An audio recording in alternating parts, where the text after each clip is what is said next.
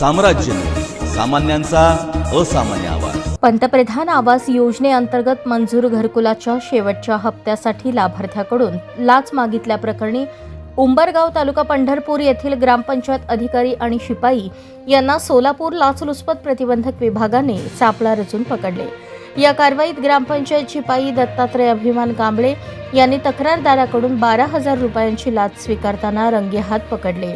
या प्रकरणातील आरोपींमध्ये प्रशांत प्रकाश मुकरे वय 45, ग्रामपंचायत अधिकारी उंबरगाव, पंचायत समिती पंढरपूर तसेच दत्तात्रय अभिमान कांबळे वय 45, ग्रामपंचायत शिपाई उंबरगाव यांचा समावेश आहे. या दोघांविरुद्ध भ्रष्टाचार प्रतिबंधक कायद्यान्वये कलम 7(7)(अ) व 12 अंतर्गत गुन्हा नोंद करण्याची प्रक्रिया पंढरपूर ग्रामीण पोलीस ठाण्यात सुरू आहे. एसीबीकडून मिळालेल्या माहितीनुसार तक्रारदार यांना पंतप्रधान आवास योजनेतून घरकुल मंजूर झाले होते. या योजनेअंतर्गत 1,20,000 रुपये अनुदान मंजूर झाले.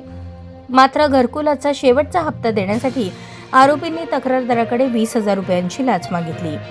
13 मार्च 2026 रोजी पडताळणी कारवाई दरम्यान ग्रामपंचायत शिपाई दत्तात्रय कांबळे यांनी स्वतःसाठी तसेच ग्रामपंचायत अधिकारी प्रशांत मुकरे यांच्यासाठी लाचेची मागणी केल्याचे निष्पन्न झाले. तडजोडीनंतर 12,000 रुपये देण्याचे ठरले. त्यानंतर 16 मार्च रोजी एसीबीच्या पथकाने सापळा रचला असता ग्रामपंचायत शिपाई दत्तात्रय कांबळे यांनी तक्रारदाराकडून 12,000 रुपयांची लाच स्वीकारताना रंगेहात पकडण्यात आले. ही कारवाई एसीबी पुणे परिक्षेत्राचे पोलीस उपायुक्त पोलीस अधीक्षक शिरीष सरदेशपांडे, अप्पर पोलीस अधीक्षक अजित पाटील, पोलीस उपअधीक्षक प्रशांत चौगुले यांच्या मार्गदर्शनाखाली करण्यात आली.